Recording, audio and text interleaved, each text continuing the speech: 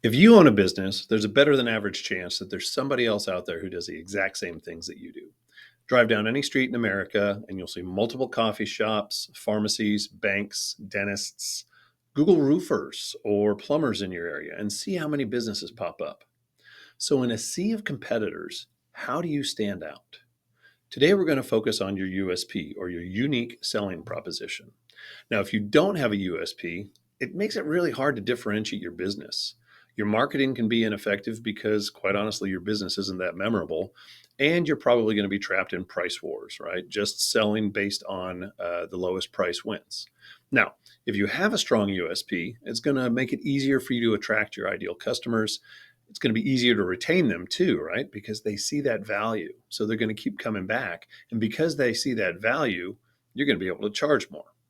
So let's talk about how to create a meaningful USP. First thing you need to do is you need to identify your target market. Who are they? What are their interests? What are their desires? And most importantly, what are their pain points? And as you identify their pain points, start to think about ways that you can address those. Now, you're not going to be able to address them all, and that's okay. All you need to do is find the ones that matter the most to them that you can do something about, and it'll make a huge impact. So once you have that information, start to research your competitors. What products and services do they offer? What are their strengths? What are their weaknesses? And what gaps do they have that you might be able to fill? Now that you've got all of this information, you need to sit down and really think about it and say, okay, what sets you apart? What do you do exceptionally well? And you can't just say, well, we care more or we have better customer service, because I can promise you this, your competition is not going to say, we don't care and our customer service is lousy. Okay, so it really needs to set you apart. You need to think about how does your experience differ from that of your competition? What value do you provide? What pain point do you fix? And again, how does it differ from your competition?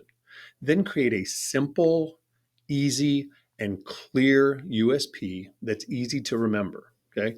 Then you're going to want to test and measure that USP in your marketing with people you know, with your customers. See if they understand it. See if they can say it back. See if it matters to them. See what kind of impact your USP is having on your business. And you need to remember that just because it's something that's special to you and exciting to you, that doesn't mean that the market's going to respond to that. So make sure you're looking at the impact that it's having as far as customers coming through the door.